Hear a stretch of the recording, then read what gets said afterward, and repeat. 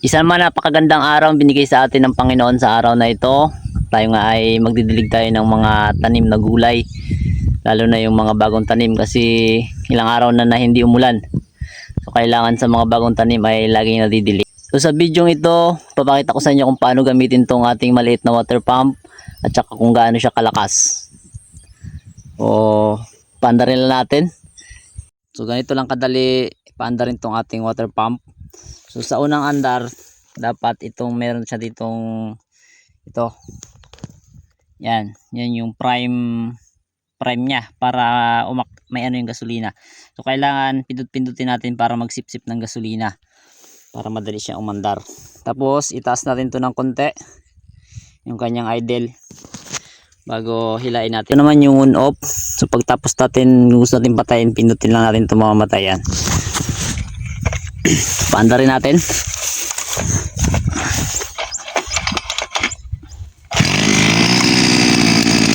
Ayun, napakadali lang paandarin. So next step natin dyan para lumabas yung tubig dito ay lagyan natin ng prime itong lalagyan ng tubig.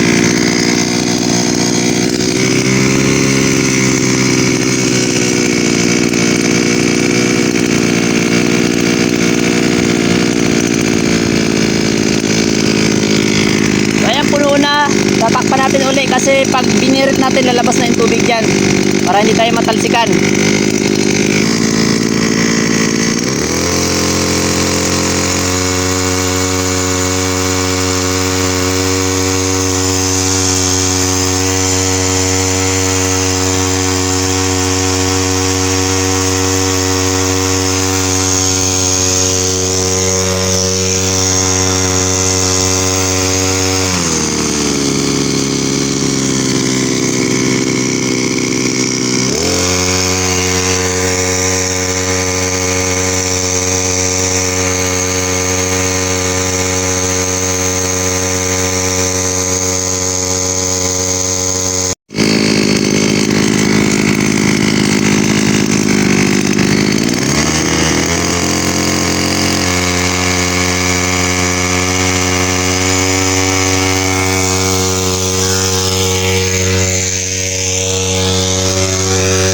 Tingnan natin kung gaano kalakas siya doon sa dulo.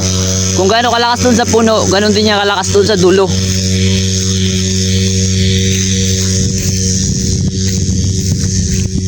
Napakalaking bagay itong ating maliit na water pump. So, yan. Gamit natin sa pagdidilig. Ayun, yung kanyang buga.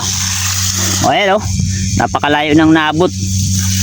So diskarte natin minsan dito pag tagirap tayo sa tubig kasi may ibas yung balon natin.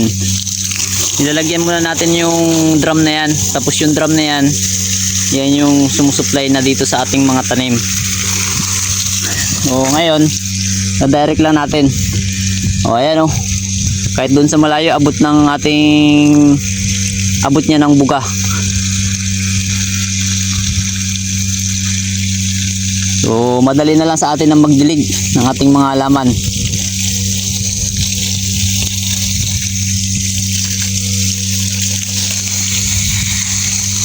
So pag maliit pa yung ating tanim, iwasan natin na i-direct sa puno kasi medyo malakas tong pressure ng tubig.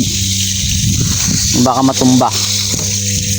Yan o, yung diligan natin yung mga bagong tanim natin para hindi mamatay.